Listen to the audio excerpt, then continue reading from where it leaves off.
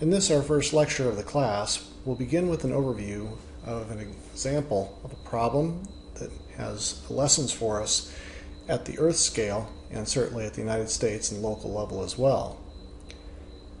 The question the book poses is, what lessons can we learn from a situation in Greenland where a Viking society that was established and lasted for several centuries finally disappeared due to environmental pressures and other social factors?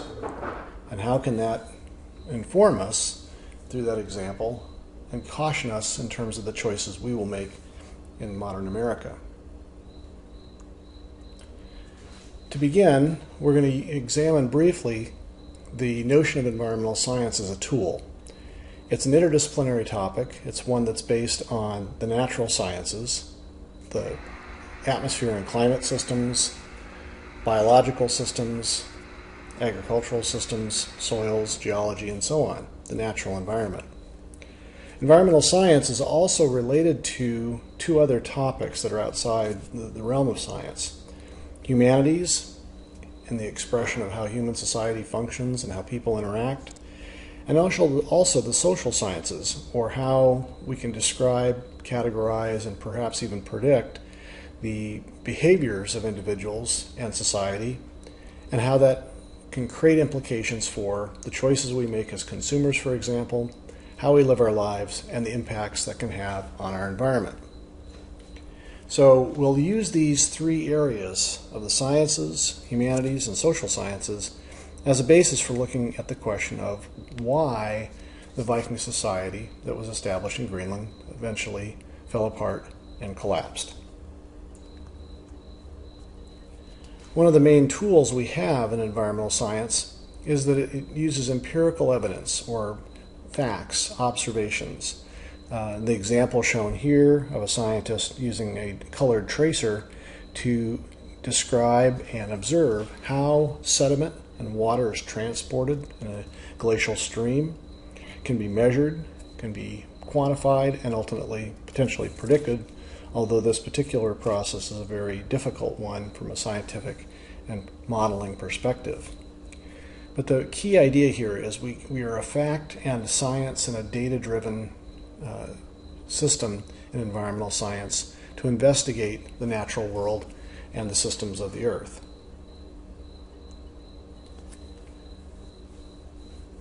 In systems like environmental science, which is an applied science, we'll use this information and the observations, the empirical evidence that we gather, and the ways we quantify, use it to predict things, to try and solve particular problems. In the case of perhaps energy generation or protection of water from water pollution, these are real problems that we face that will use the applied sciences to help find solutions. At this point, I want to direct you to a few terms that I will hold you responsible for as review from earlier science coursework. These are very basic ideas and terms, and the book has got good examples and definitions for these. Certainly you can find them in many places. Concepts of what science is, what's a hypothesis.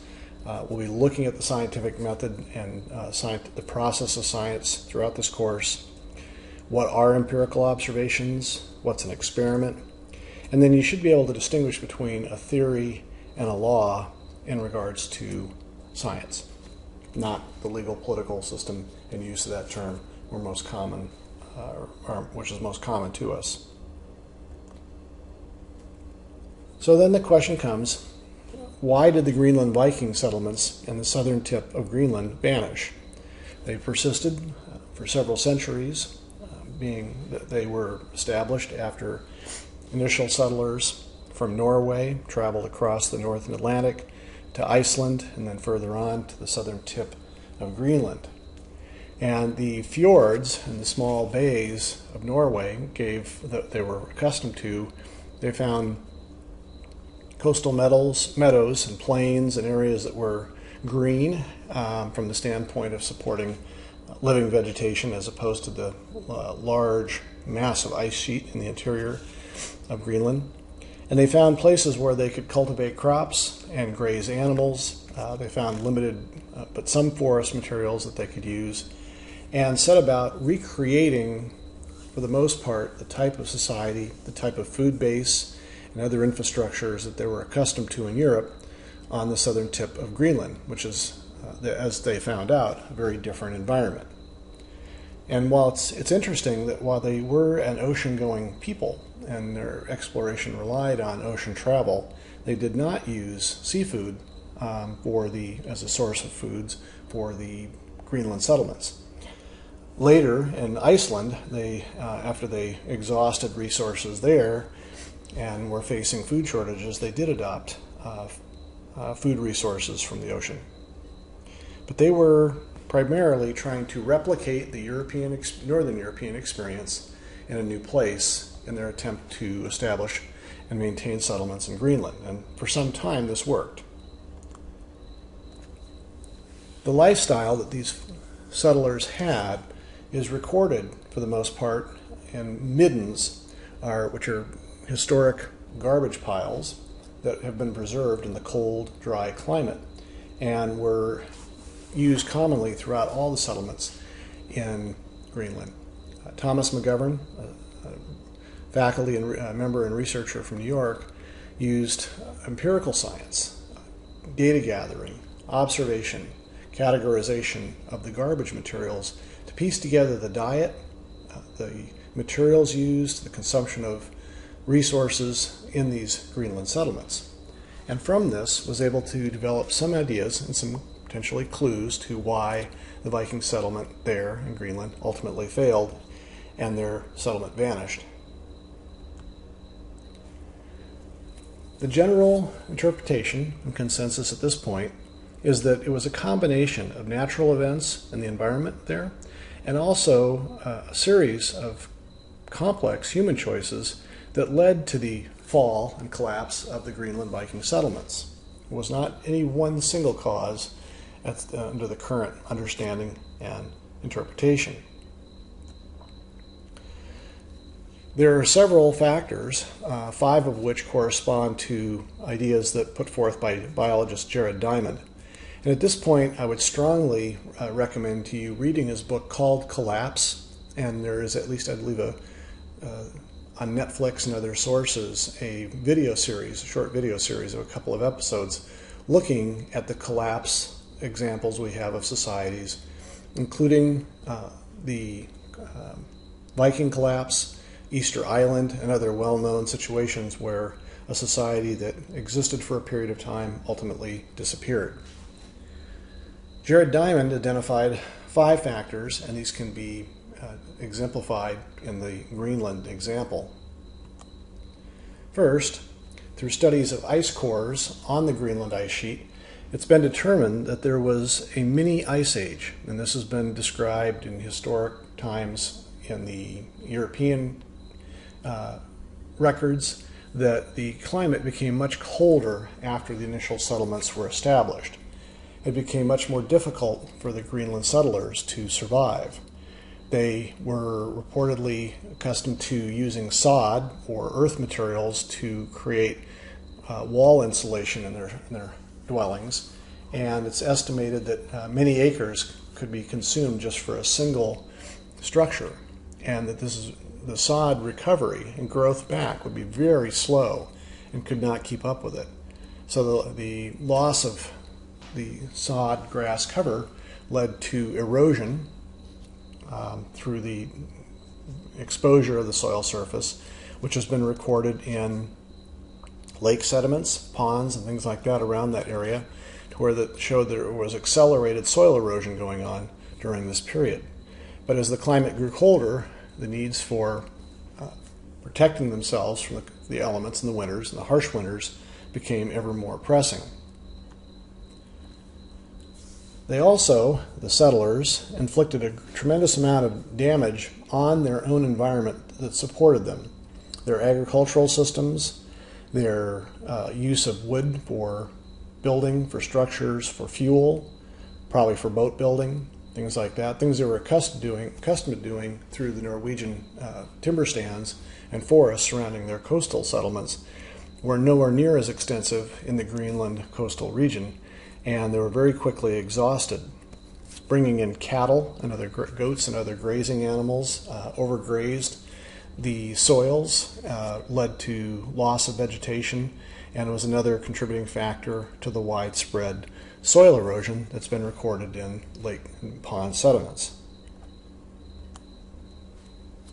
As noted earlier, because of their dietary preference for cattle and other herd animals, it's apparent from the middens that there was never an adaptation to loss of grazeland and things like that to shift to fishing and other marine food sources. There were little or no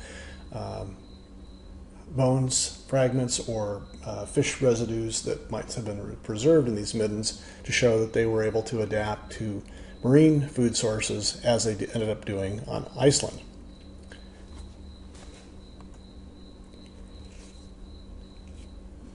The Greenland Viking settlements came into contact early on with the Inuit peoples, the Eskimo peoples who lived in around Greenland and other places across the northern Arctic. They were very adept at using food resources and were very well adapted and successful over the long term of surviving in these very, very harsh climates. They refused, in the Greenland Viking settlements, they refused the Inuit help, were hostile, and actually had conflict from time to time, and thus lost the access to learning and through adaptation lessons that they might have otherwise benefited from. And not only did they encounter or develop hostile relations with their neighbors, they lost access to European support as sea trade fell off and trade slowed and eventually ended. The Greenland Vikings became increasingly isolated and forced to rely only on their internal domestic diminishing resources. In contrast, the similar problems that occurred in the Iceland settlements were met with a different response. The book points out that eventually the Iceland Viking settlers recognized these problems that occurred over centuries and took steps to adapt and reduce their damage to the local environment, shifted to marine food sources, and were eventually able to stabilize their settlement and provide the basis for modern-day Iceland society. Greenland, the Viking settlements were unable to make this adaptation, and ultimately, through a combination of the natural environmental change with the mini ice age, coupled with the social choices and the environmental management practices that proved untenable, the society there ultimately collapsed. And all that's left behind are ruins, the midden piles, and evidence of a vanished settlement system.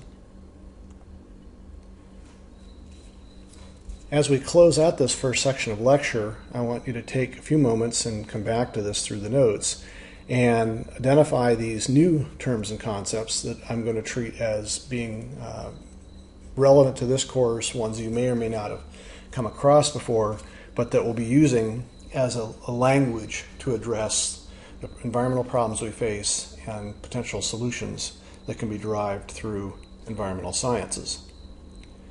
Each of these is very well described, and I want to strongly encourage you to follow the book set chapters that are provided online as supplemental reading, but all of these are the definitions for all of these are readily found.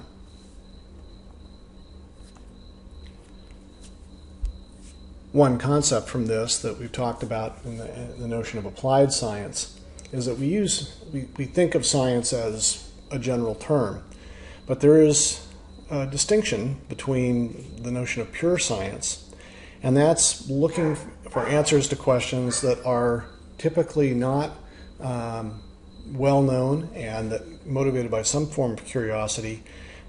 Information and observations and empirical information are organized to provide a more scientific understanding in the pure sense. Applied science is to take that information, those understandings, scientific knowledge, and then to find practical uses for them. An example that I'll give you that you're familiar with, at least from the application, is the notion of electromagnetic radiation, which we'll be addressing through the course. We're familiar with it from the standpoint of visible light, but also in terms of things like microwaves, radio waves. But we also see it put to use for medical purposes and other applications in the form of the technology associated with X-rays. And it's that technology, that's the systematic way that we apply the science into everyday use. This concludes our first section of lecture. Please review the notes, follow up on the terms and concepts, and then be ready for the first quiz.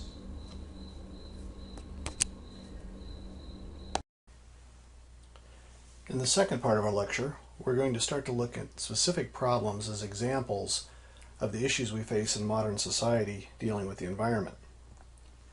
To begin with, I'd like you to do a brief exercise, pause the lecture for a moment, and make a list of 5 environmental problems that you're aware of that seem the most pressing to you.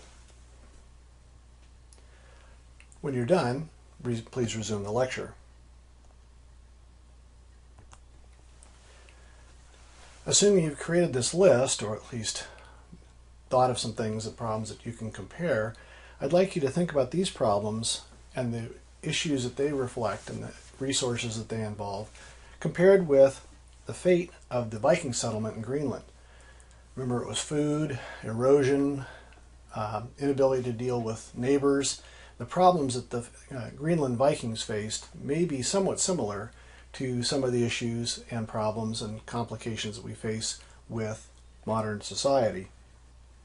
So the question is, and this is the reason why we started the lecture with the example from far back in history, is to see what kind of lessons we can learn. And moreover, given that we don't exist at the time of the Vikings, 1,000 years later, we have environmental science and a much more powerful suite of intellectual tools, technologies, and things like that to try to resolve these problems before they become overwhelming. The first step in addressing the problems that you've identified, and the ones we face, is to develop a sense of environmental literacy. And this is one of the goals for the class. There will be problems in the future that we cannot begin to cover here that you'll encounter that will affect your choices in voting, consumer choices, and you need to be able to educate yourself. And this idea of environmental literacy is one that you can take forward with you into dealing with these problems by being better informed. So you have to understand the problem before you can look for, or try to select solutions to these problems. One of the major challenges that environmental problems present us with is that the choices we have in dealing with them and responding to them are often very complicated. There are commonly trade-offs. I'll give you an example. In California, back in the late 80s, it was very apparent, and still is, that Southern California especially has major air quality problems, as do many large metropolitan areas with lots of cars. One solution was to change the gasoline formulation to include chemicals that would cause the fuel to burn more cleanly. These are called oxygenates. Oxygen compounds that create a more complete combustion and reduce the severity of and amount of certain of the air quality pollutants normally coming out of the tailpipe. So the addition of these oxygenates resulted in an improvement in air quality. The problem is that the same chemicals, and one in particular you may have heard of, MTBE, was found to be a water pollutant when it got loose from underground tanks or piping or spills at gas stations or even released from outboard motors and lakes. So the trade-off of solving one environmental problem for another is one that we all too often face in environmental problem solving. Moreover, when you look at environmental problems, there are oftentimes 3 very distinct areas that come into play. The environment itself, meaning the physical and biological environment, society, social systems, and then of course the economic aspects of any choices we make of how to resolve a problem. Together, these form what's referred to as the triple bottom line. And it's a way of, I think, in a short phrase, giving you a sense that you have to be cognizant of the broader suite of issues when considering solutions. The textbook shows you some examples. Some of the causes of problems are, for example, that we burn fossil fuels in large quantity. The consequences of that are that increased greenhouse gases in the atmosphere may lead to global warming. Global warming may contribute to both expansion of the oceans and melting of polar caps, in any event causing the sea level to rise. So that's a consequence. Possible trade-offs and actions or responses could include using alternative energy sources that are non-fossil fuel based.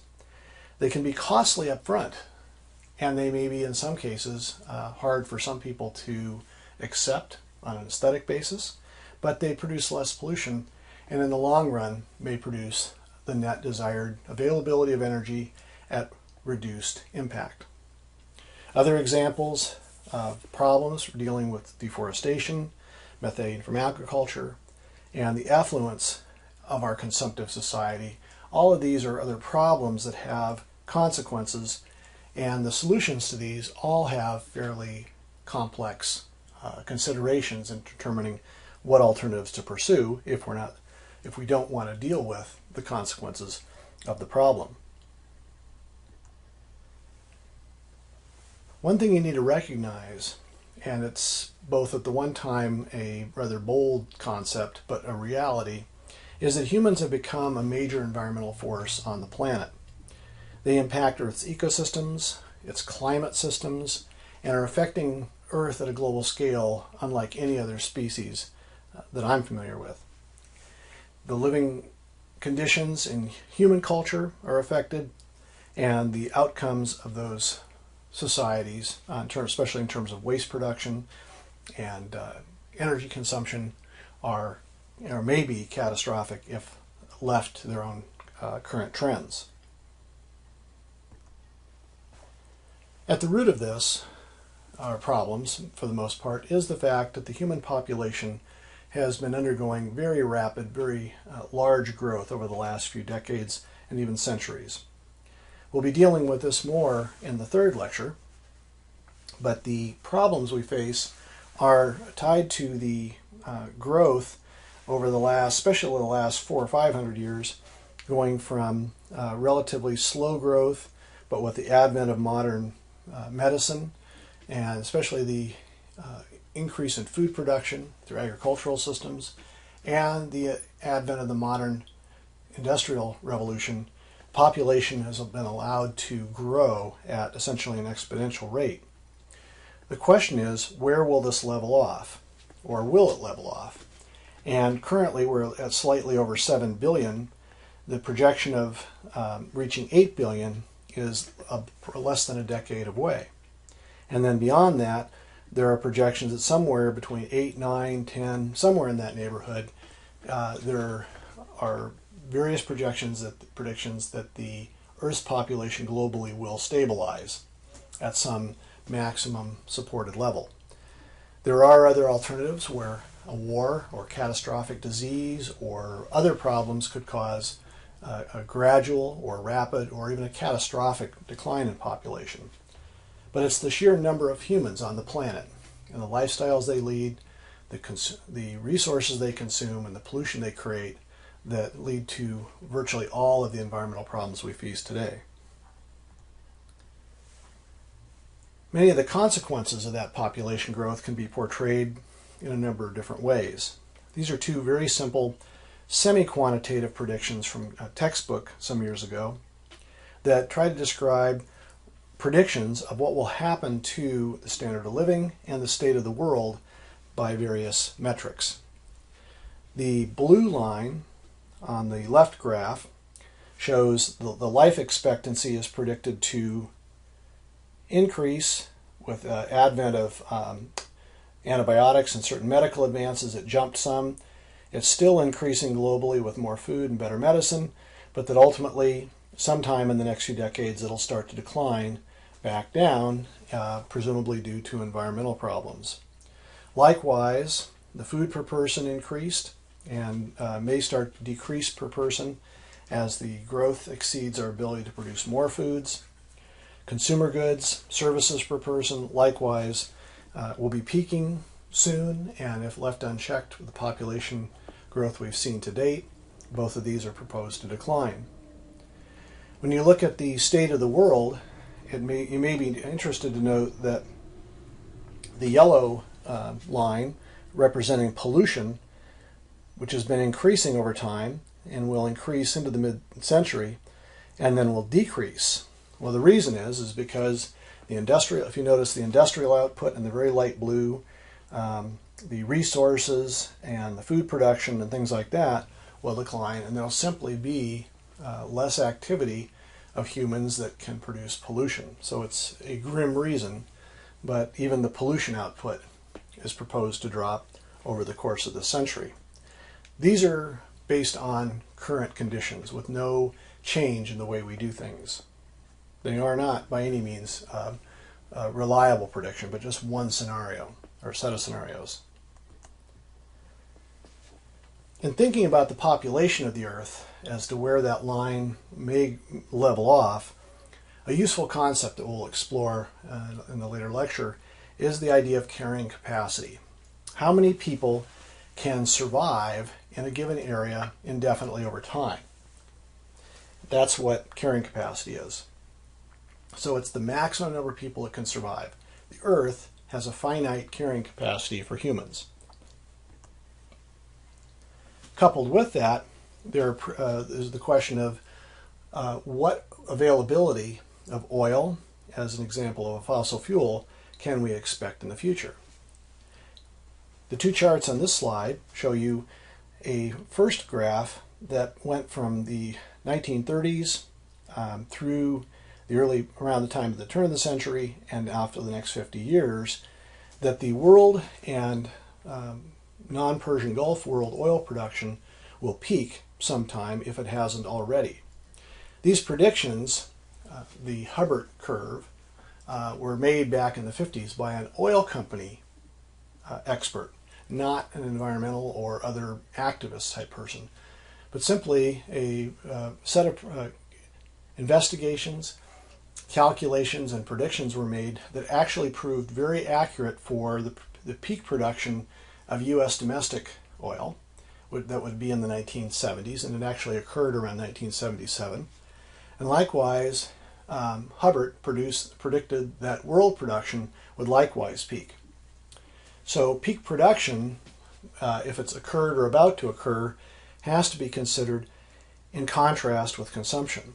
The lower graph on the lower right shows that the consumption over the last couple of decades has continued to grow in the United States, with its total consumption in blue, the net oil imports in maroon color, and the teal color down here are Persian Gulf oil imports.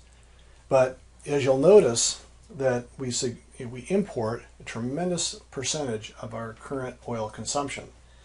And that's in the absence of the consumption that's been growing rapidly in two major developing countries that have undergone significant growth, both China and India. And as those societies grow and consume more oil, then the demand, global demand, will continue to increase at a time when production is decreasing. So from your knowledge of supply and demand and the cost of consumer goods, and even things you've seen already at the gas pump, what do you think is going to happen when global demand increasingly exceeds global production? Prices will go up and economic impacts will ensue, both locally here in the U.S. and worldwide. Another term that we'll examine in the fifth lecture in more detail and throughout the course is the idea that the total way we live in this country or any other has what's called an ecological footprint. And that is represented by the land base that's necessary to provide resources and assimilate the waste of a person or a population. So to live the way you do requires a certain amount of resources, water, and generates a certain amount of waste. And that can be quantified and projected over a land area. And the question is, what is the ecological footprint? In other words, how much resources do we need in the US? How much is needed in a place like Somalia or India, China, Europe? And that ecological footprint locally and globally adds up and factors in on this, this notion of what the carrying capacity for the planet is. Another term you should be familiar with, anthropogenic. This is defined as any aspect or it's caused by or related to human action. So the anthropogenic effects of society are the human effects of our society on the world around us. So on this slide, I'm going to show you a series of images, and as we go through these, ask you to identify or try to name a problem that's represented by the picture. Try to make a note of these and hold them for the end. So describe what you see potentially depicted on this image.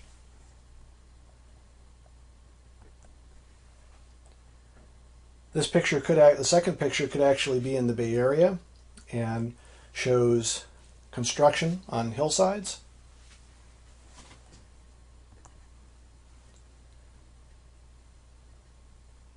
Then what do you see in this third picture in terms of the conditions you see in the water course in front of you?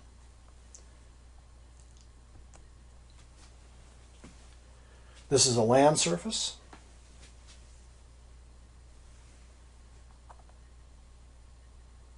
And then finally, this last picture is that of a storm in a coastal area. So what are the environmental problems that we are showing a brief example of here? The first slide would be air pollution, some sort of factory output that is showing visible pollution into the atmosphere. The second image shows construction effects on a hillside growing up into foothills. I think this is in the Bay Area, California. And this is an example of where landscapes are being modified, habitats being lost, and species are being forced back out of their native range. Erosion could be occurring, or probably is occurring, with bare soil in this landscape. The third picture is that of acid mine drainage in Kentucky, or the coal regions of Kentucky and Tennessee. The fourth picture on the bottom right is that of soil erosion, where topsoil left bare after a planted field has been harvested, or the ground's been left bare when exposed to rainfall, and water running off the surface can erode the topsoil, cause it to move, and impact streams and rivers, and limit the productivity of the soil that's left behind. The final picture of the coastal storm is representative of the increased prospect of hurricanes and other violent tropical storms coming in off of oceans and affecting coastlines. It's not meant to be specifically Hurricane Katrina, although a number of people tried to point to Katrina saying that's evidence of global warming. That's very difficult and probably a risky assertion to make.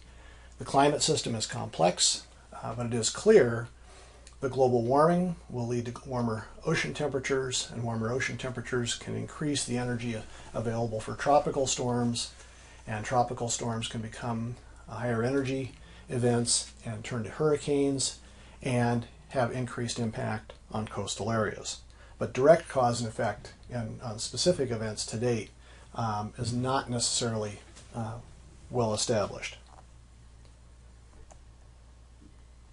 A book I would recommend to you called Earth and Mind by the author David Orr, who's a professor at Oberlin College, covers a number of different issues of the environment and higher education, but he brought out some interesting observations in that book. First, approximately 80% of European forests have been damaged by acid rain. This is a quoted statement from the book. Second, U.S. industry releases approximately 11.4 billion tons of hazardous waste into the environment each year. Third, male sperm counts worldwide have fallen by 50% since 1938, and no one knows exactly why. And finally, human breast milk often contains more toxins than are permissible in milk sold by dairies. All four of these are fairly provocative statements, and you may see these in headlines, you may see these quoted on the internet, brought up on talk shows, supposed news programming. And the question is, how do you respond to that? How do you take in that information? And moreover, how do you judge these claims?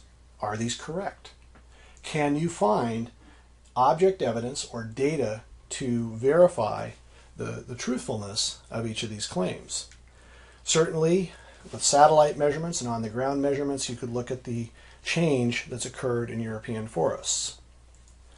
Government records required by law require the disclosure of the amount of hazardous waste being released to the atmosphere, so that could easily be verified as being true or not. Likewise, the concerns over human health effects and possible hypotheses for why sperm counts have fallen and why toxins occur in mother's milk are readily addressed by looking at the research literature. But you need to be able to critically evaluate claims, counterclaims, debate over environmental issues. That's one of the purposes of environmental literacy and a major goal of this course.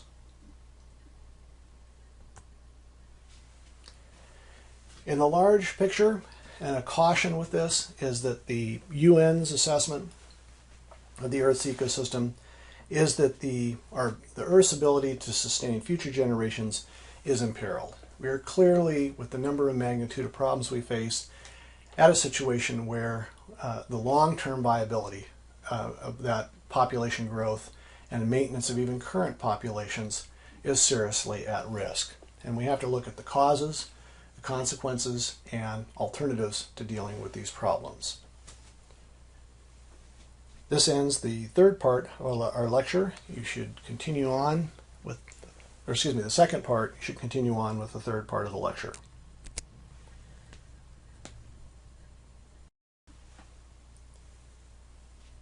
And this is the third and final part of our first lecture.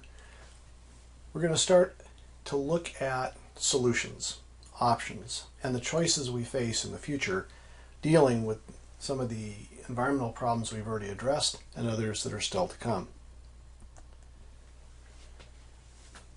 The closing slide from the last lecture segment summarized the UN's assessment, and probably most scientists' assessment, is that the world is in a very serious state as far as the problems we face and the prospects for the future. That same report goes on to offer a more hopeful future if we can change our practices and that we can reverse some of the damage we've inflicted on the environment that threatens our health and human population. Climate change is a good example of that because it's a global problem. It has many complex factors and will require many interactive solutions. But what we have to start with are some of the attitudes of how we address climate change or other large environmental problems. And there are some rather characteristic human responses. There are the technological optimists who believe that we can fix things, that we're clever, and indeed we are. In fact, engineering and applied science have been very effective at dealing with problems. Medicine has solved a lot of life-threatening and life-ending diseases and conditions. So there's the technological approach. There's a more pragmatic approach that says we need to understand the situation and respond. and this is a bit more general. It says that we take the best information we can from science, from economists, social science, and that we adapt to future situations, but we have to change. There's the third option, or the third attitude rather, that a lot of people take, and I worry that can stymie people with inaction, and that's the gloom and doom. They look at the world around us, they look at the population chart, they look at the resource consumption we're involved in, the pollution we generate, and just say, we're doomed. Can't do anything about it. One person can't change things. And that's easy to fall into, but it isn't necessarily the only, like I say, option as far as what we do about things. In contrast, there are optimists who are very content to just take things the way they are, take the short-term view. Life may be challenging here and there, but life is good. If we don't worry about it, it won't affect us. And there's also, I think, a residual to an older attitude that's referred to as the frontier attitude, that we say that the resources and opportunities are here for us. We should take advantage of those. We should do the best, get the most out of those as we can. And others will find the needed solutions, and that either between technology or the environment itself will self-correct. All of these are reasonable responses given the situation we find ourselves in, and will play into the aggregate response of human society. What you have to do in the future as a voter, as a consumer, as an activist if you choose to, as a citizen of the earth and of the United States, have to decide what response you're going to take towards the future. Are you going to focus on your life here and now, or are you going to think about future generations and the other aspects of the living and non-living environment as well? It's your choice. One of the reasons we find ourselves dealing with climate change and anthropogenic climate change is that humans to date have relied dominantly on non-renewable resources. We take advantage of materials that we use that aren't necessarily being reformed, and in the case of fossil fuels, we're talking about things like coal, burned for electricity, natural gas, petroleum, derived from, used to create gasoline and other plastics and things we use. But these are non-renewable resources. These are things that do not replenish themselves in a timely fashion. Their supply is finite, and again, the time of formation, the reason we refer to them often as fossil fuels, as we'll get to later in the course, is that many of the, virtually all the major deposits of oil, coal, natural gas formed hundreds of millions of years ago, and are still being formed, but at such a slow rate that they're effectively no longer being produced to keep up with our rapid demand. And we have to emphasize the fact that we're talking about geologic time here, which is hard for us in modern society to think in terms of. We cannot continually increase our rate of consumption of fossil fuels formed hundreds of millions of years ago and expect anything close to that amount of fuel to be replenished quickly. We have choices in the alternatives, and a more modern term, it's become a catch term for a different way of thinking, is this notion of sustainable living. We must, under this model, begin to use resources in a way that they will remain available indefinitely to ours and future generation. And in the cases of oil and materials like that, which are finite and are not replenished, we have to find different ways to reuse them so that the materials we derive from fossil fuel based materials or components will be available through reuse and recycling where possible.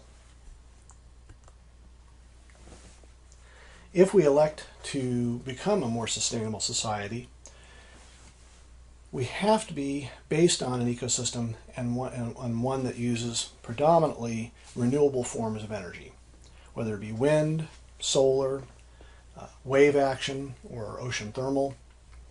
All of these are systems that are driven through renewable means. They're solar powered at their core and ultimately are available in readily replenished and renewed quantities and rates. And so that infinite availability and or easily replenishment is in contrast with the materials that isn't from the case of fossil fuels. The picture here shows biomass, can be wood chips or materials, byproducts or manufacturing that can be combusted.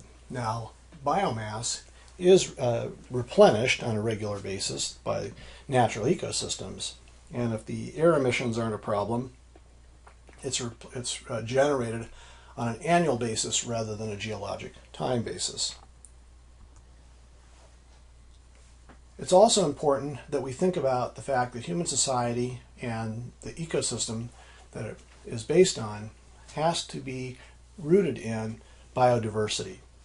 We need to maintain a human society and a human ecosystem to have a variety of species that provide resources and keep natural environmental systems functioning and provide environmental services that are key to our sustainable society functioning in the long term. And we'll be looking at more of those environmental service concepts in the fifth lecture. So you have to make choices, we have to make choices about how to engage in a more sustainable lifestyle. And there are a variety of practices that are a part of that. One, and probably one of the most important, is to increasingly rely on renewable energy sources. To some degree, as a student, that's outside your control right now because you may not have, depending on where you're living, the ability to choose your energy provider, but increasingly those choices do exist. Certainly you can look at those down the road as you become a primary energy consumer. What you can do right now is, and I think most people do in the younger generations, already have a sense of recycling and using matter and material properties or materials more responsibly by recycling them, reducing the use, and be very conscious of what we have to throw away. Population control is a very complex issue, and it's one that there's not necessarily easy solutions when you're talking about other countries, but certainly the choices you make in your future lives as far as family size and things like that have a bearing on it. And at the broader scale, looking at how to maintain local biodiversity is important from the standpoint of being an outcome of these three other major areas of sustainable living. And being conscious of maintaining biodiversity and the impact of your lifestyle choices on biodiversity is always something to be aware of.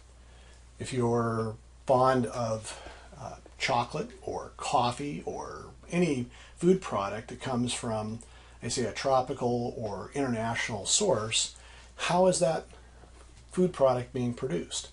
Is it being done in a sustainable way or an unsustainable way? These are things that you can influence indirectly, at least, through your consumer choices. An interesting approach in this notion of sustainable living, when we think about future technological and technical solutions to problems, is this concept of biomimicry. That if we use nature as a model that can provide us with ways of doing things, of materials we use, of the way we use energy, that are more sustainable from the standpoint of being how normal ecosystems function. And we'll look at examples of those in an upcoming lecture.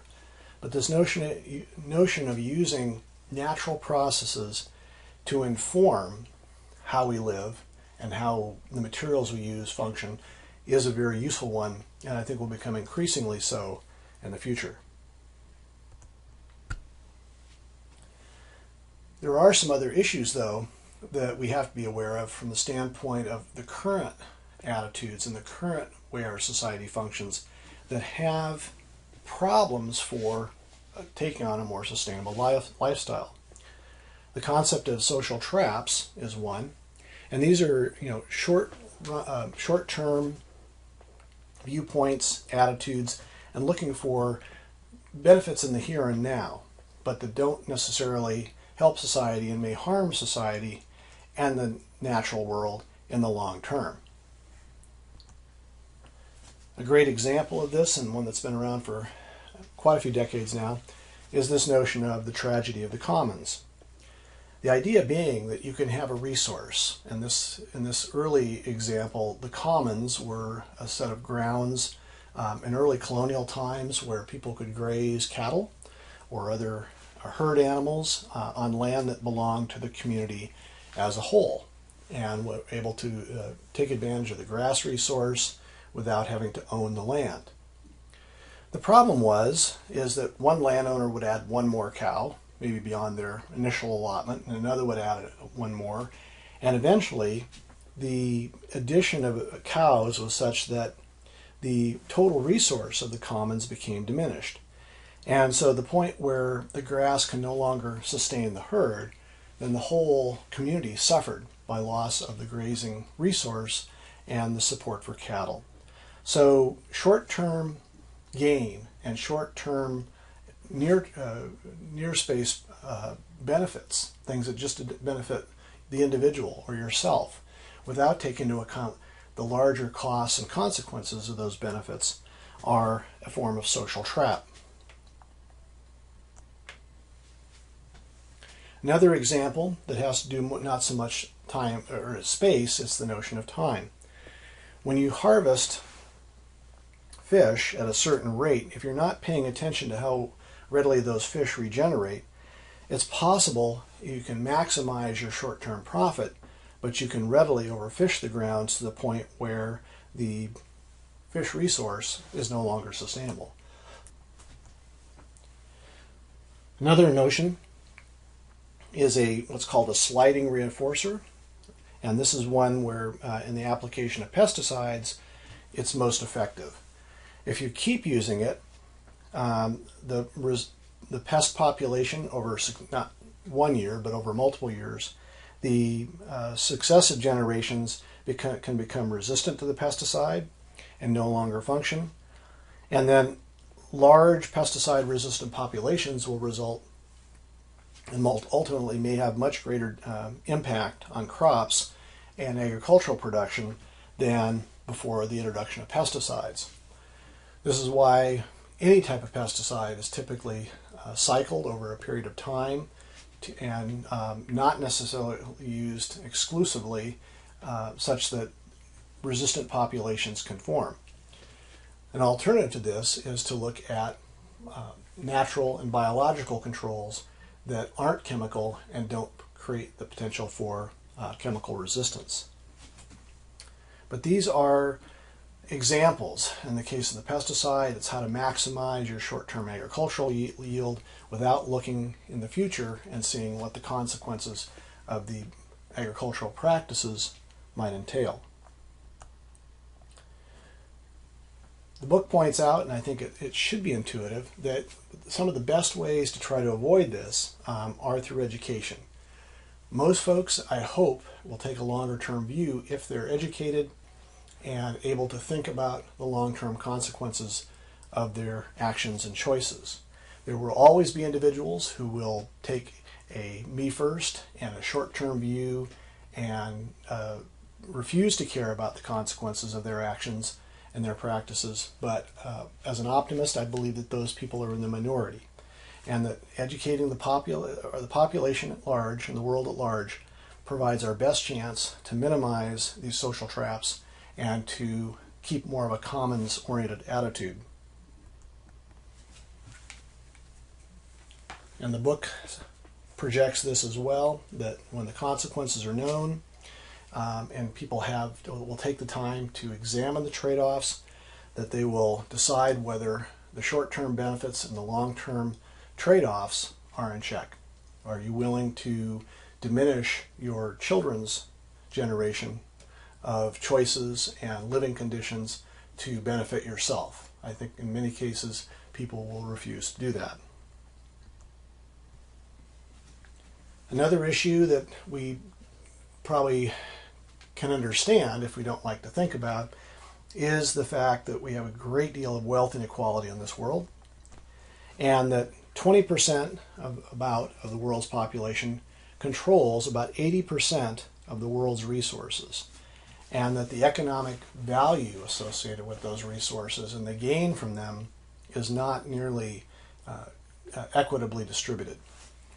Colonial powers took advantage of indigenous populations and exploited resources, providing no education, no social welfare, no economic benefit to the countries or the colonies that owned the resource or occupied the resource base. And today it's not colonial, but today there's an economic equivalent of that, where people that can come in and exploit a resource internationally will take the resource out at minimal benefit to the local population, leaving poverty and environmental degradation in their wake. One of the main issues we face in modern society, surprisingly, is that we have, as we noted earlier, different attitudes towards problems, and worldviews are underlying that, and oftentimes these are in conflict. You can take it as a political worldview. I think it's an oversimplification to talk about conservative versus liberal, but clearly there are a lot of different social, political, and religious worldviews that influence the way we live, the choices we make, and our pursuit of economic growth, for example. You can take an anthropocentric view where only humans matter, where the only purpose for living and the only ones that should benefit. An alternative worldview is a biocentric view.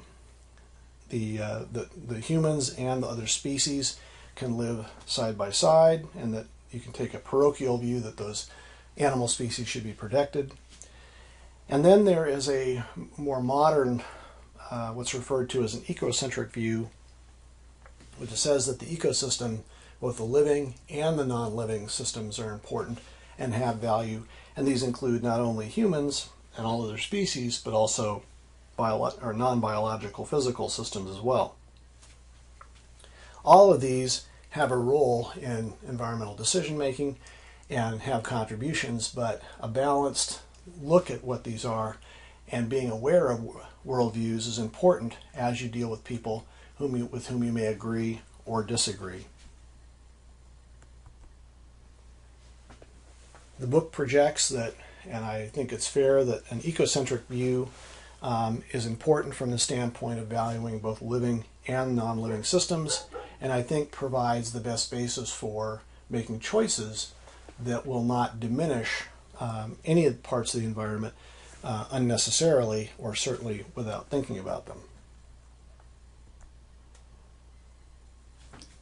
And finally, it's worth noting that we're at a stage of history that has a particular view towards the environment and the problems we face.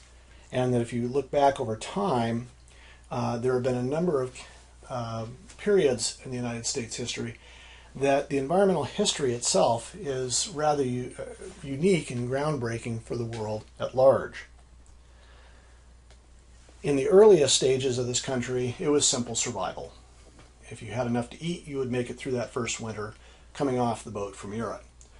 Over time, with expansion and growth of communities, people started to spread west, and other resources and resource areas opened up, but eventually the frontier closed in the late part of the 19th century. Following that, exploitation of those closing areas led to an awareness that forests and watersheds need to be protected. National forests were established. An aesthetic appreciation of the natural world led to a world, I'd say changing, but a world significant event of the creation of the first national parks. And again, this was at a time when society was supporting itself well enough that it had the ability and the time to take stock of and appreciate the natural world for a non-economic, non-survival basis. Around the turn of the 19th to 20th centuries, you had national parks and national forests established. Through the early part of the 20th century, growth occurred, world wars consumed society, and then the rapid industrialization and the rapid economic growth, especially following World War II, led to increased pollution output, and concerns over that led to the awareness that we were poisoning ourselves, and with the publication of Silent Spring, dealing with pesticide issues in the early 1960s, we realized that the limits of our use of the environment had been reached, and that we had to change how we manage the environment. And major landmark environmental legislation was passed in the 1970s. You may be surprised to know that Richard Nixon signed more major environmental legislation in the United States than any other president, whether you think of him as an environmental supporter or champion or not. There were increasing problems through the end of the 20th century, introduction of the notion of global climate change, ozone problems, issues like that we'll come to later on in the course, led to a globalized view of the importance of dealing in the environment. And now we're in the situation where more and more people realize that we have to find ways to meld and jointly manage our economic well-being with our environmental well-being. So we've seen steady and increased awareness through education and understanding and advances in the environmental and basic sciences that have led us to a more mature understanding of the environment and better awareness of the choices involved. So we're certainly not in a static environment when it comes to how we face environmental issues, environmental problems, and the solutions we check. So again, by this point you should have finished the first chapter in reading and also be completing the first quiz in support of this chapter.